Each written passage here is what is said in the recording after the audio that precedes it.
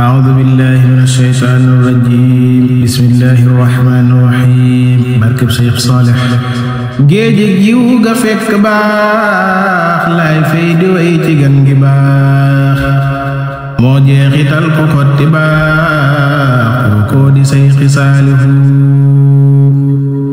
géejig yiw ga fekk baax lay fay di way ci gan gi baax moo jeexital ko xotti baax ko di Cheikh Saalih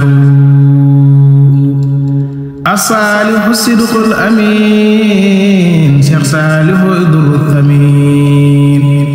mooy ngeen gi taaju saalihiin mooy jàmbu set Cheikh Saalihu xam yàlla xam ay dogalam tawhiid di feeñ ci ay mbiram mahabbatullaahi xelam jihaad la sax di Saalihu àddina mustaraf batam ndax àllaaxira la def këram coona la def muy bànneexam moo tax mu nekk Saalihu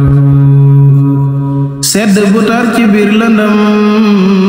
la daa zikar di wun ngërëm ay matt matt dar jëmam yàgg mun Cheikh Saalihu ci biir rahmaani sun boroom la fay di fay ba yor jikkoom moo tax xolu jaami ci moom lañ tàppee cofeelu Saalihu moom melokaanu yërmandeem tundu latiifu moo ko tiim natt bu dee wàcc fi moom muy sant Seexi Saalihu daa yaatu xol ta ubbiku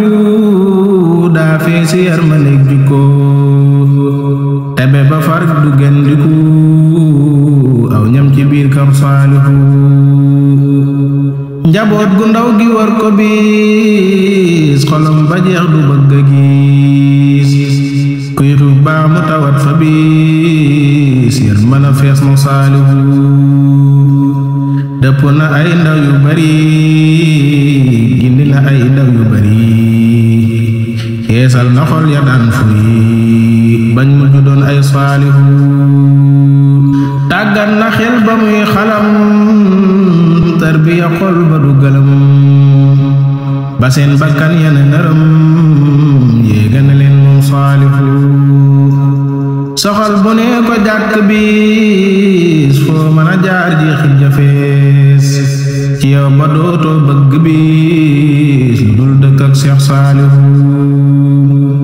jiwum sariya la jëmbat ci tooli ngëm bañ ne bëreet musoo bu leen ci tariixa yi xaqiiqa tooli Saalihu sanc na ay dëkk fu ne moo tax mu xam jaww ju ne xamante xam-xamit ku ne xami cosaan Cheikh Saalihu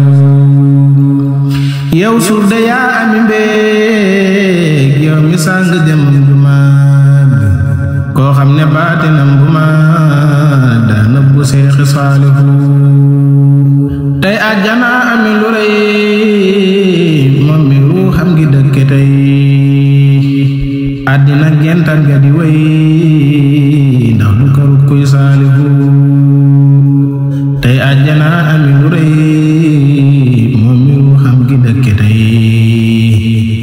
àddina gentam ga di way ndax du këru kuy Saalihu